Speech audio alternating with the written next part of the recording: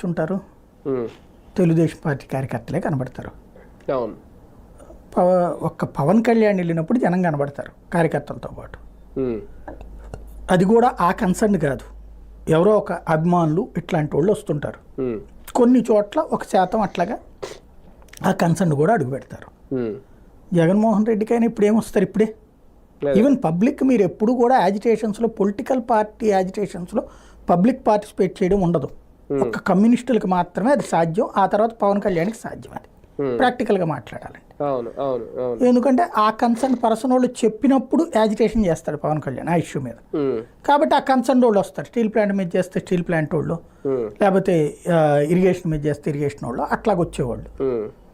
వామపక్షాలు ఆ concern persons మీద చేసినప్పుడు వాళ్ళు ఏంటి, ప్రభుత్వ మీద చేస్తున్నప్పుడు లైక్ పేదలకు ఇళ్ళ పట్టాలు కావాలంటే పేదలే వస్తారు అక్కడ. అందులో కూడా కార్యకర్తల నాయకులు ఎక్కువ ఉంటారు. కానీ సాధారణ జనాన్ని తీసుకురాగలిగినటువంటి లక్షణం కమ్యూనిస్టులకు ఉంది. అది రాజకీయ పార్టీలకు లేదు. అయితే గీతే డబ్బులు ఇచ్చి తేగలుగుతారు, అంతవరకే. ఇప్పుడు డబ్బులు ఇచ్చేసి ఖర్చు పెట్టి తెమ్మనం అంటే కనుక ఒక్కొక్కళ్ళని ఒక్కొక్క 100 మందిని తెమ్మంటే 100 ఇంటూ ఒక 500 రూపాయలు వేసుకోండి, డబ్బులు వేసుకోవాలి అక్కడ.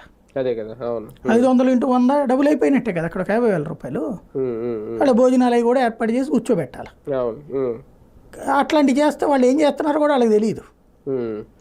ఇంకోటి ఏంటంటే ఇప్పుడే చేయరాయి అట్లాంటి యాజిటేషన్స్. ప్రస్తుతం ఏంటంటే కార్యకర్తలు ఎంతమంది యాక్టివ్గా ఉన్నారు, పట్టించుకుంటున్నారు. ఓ రకంగా వైఎస్ఆర్ కాంగ్రెస్ పార్టీ తనను తాను పరీక్షించుకుంటోంది. తమ నాయకులు ఎంతమంది యాక్టివ్గా ఉన్నారు. ఈ మధ్యన వరుసనే పోతున్నటువంటి గంధి శ్రీనివాసులు, అవంతి శ్రీనివాసులు, లేకపోతే ఆనందులు, ఆళ్ళ నానీలు ఇట్లాగా పోతూ ఉన్నారు. కాబట్టి అసలు పార్టీ చెబితే వినేవాళ్ళు ఎంతమంది,